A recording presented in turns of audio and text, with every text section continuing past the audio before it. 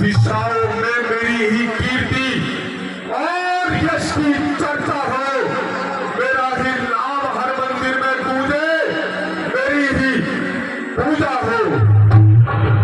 मैं ही देवताओं का अन्नदाता हूँ, मैं ही दिक्पालों का करतार हूँ।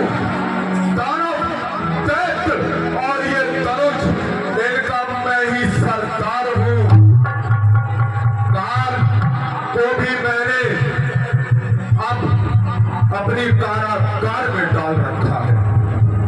सूरज, प्रकाश और चंद्रमा ठंडक पहुंचाता है, वरुण पानी का छिड़काव करता और वायु झाड़ू लगाता है। यम और इंद्र का कर्तव्य है कि वो मेरे चरणों को दबाए। नहीं है काल की शक्ति जो करे तेरी नजर, अरे हुआ है किसका साहस जो आप उठा देखे कर। जिसने भी सिर उठाने की हिम्मत एक बार की, सिर नजर आएगा उसका लौट पर तलवार की।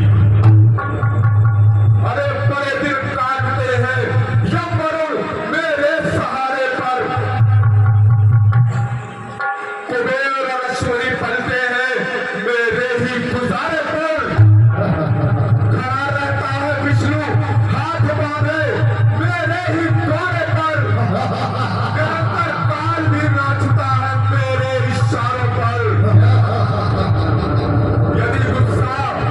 यदि गुस्सा घड़ी भर को मेरी आंखों में आ जाए, कमंडोले वही कांपे सकल संसार भर आए। देखिए, रावण बहुत ही प्रसन्नता से अपने राज्य का कौन स्त्री यह किसका गुलाम है? मैया, मैया, मंत्री मैया, भैया का कहे स्वरूप रखा। मैया, अरे कहे स्वरूप रखा तो मेरे दरबार में लाया जाए।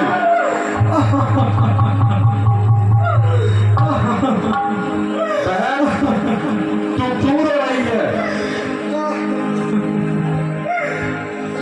बोली बचन क्रोध कर भारी,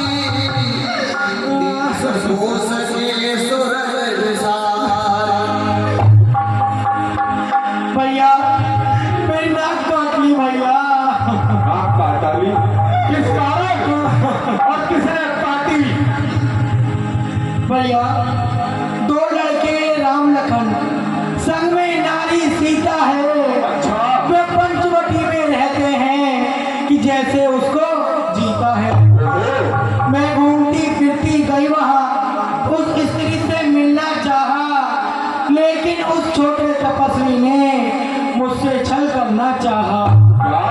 हाँ भैया, जब मैं उस स्त्री से मिलने गई तो छोटे तपस्वी ने मेरे नाक और कान कुतर डाले भैया।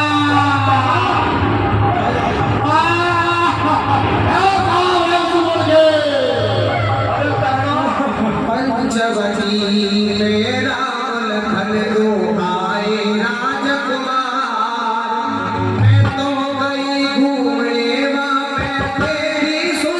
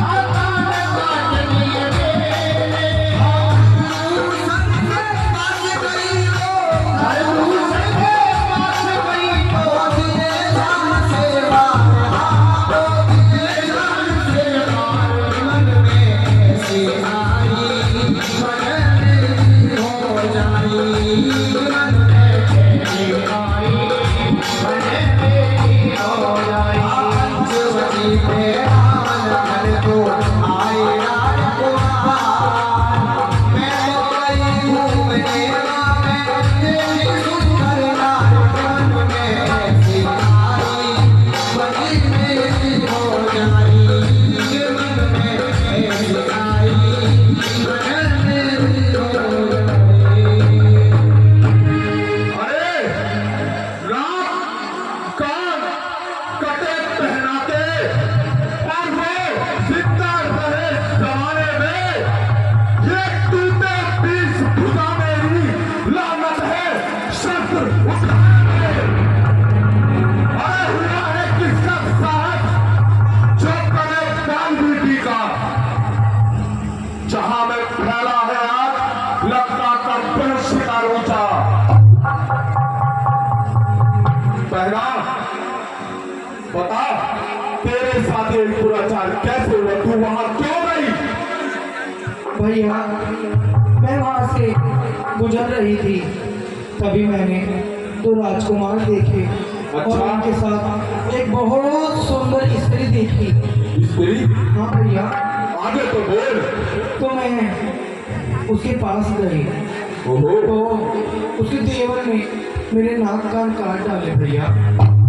इतना दुस्साहस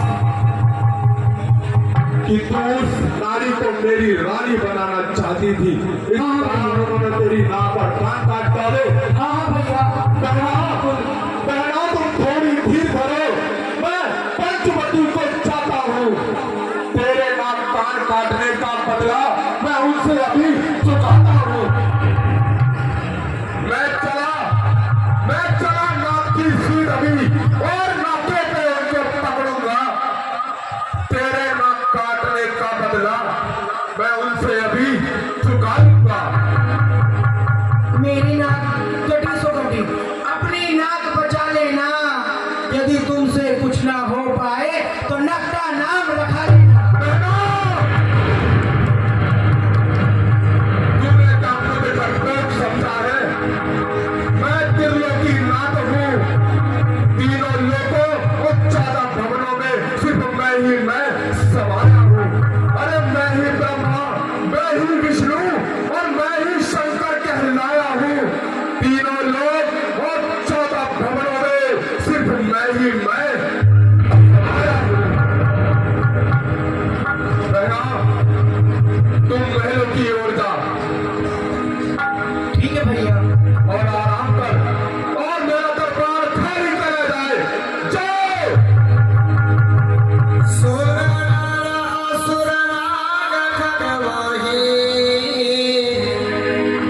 मोरे अनुचर कह कोई नाही। सुपरखाने ने सारा हाथ रावण को बता दिया। रावण ने क्रोध में कहा, बहन तू चिंता ना कर, मैं अवश्य उनको दंड दूंगा और आगे का दृश्य आप मनुष्य के द्वारा देखेंगे। रावण महाराज ने शूर्पणखा से पूछ लिया कि तूने ये वृत्तांत खरदूषण से नहीं कहा। शूर्पणखा ने बता दिया कि महाराज मैंने उनसे कहा था, लेकिन वो भी दोनों उन राजकुमारों ने उनका हनन कर दिया। तो रावण सोचते हैं, अरे खरदूषण मौसम बलवंता रामा, एक खरदूषण मौसम बलवंता रामा, रामा मारी को सके बिना भगवंता।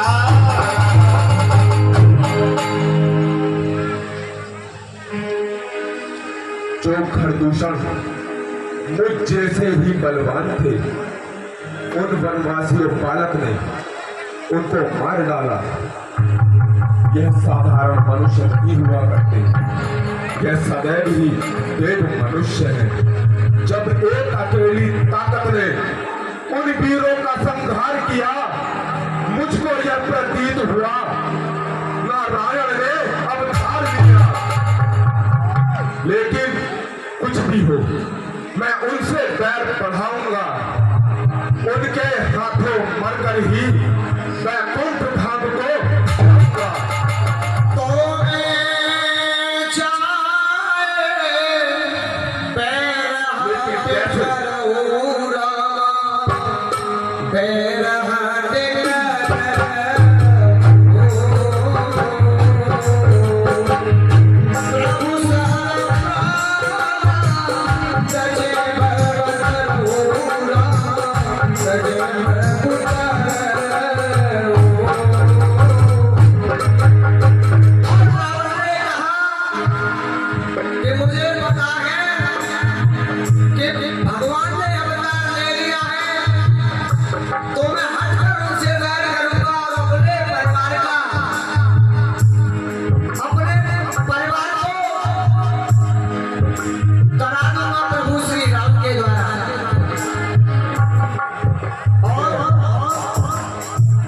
तो ठीक है, परंतु यह कार्य संभव कैसे होगा?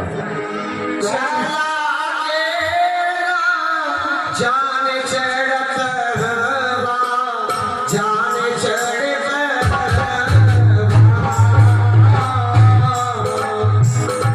बस मारी जा सिंधु तट चढ़वाना, सिंधु तट चढ़वाना।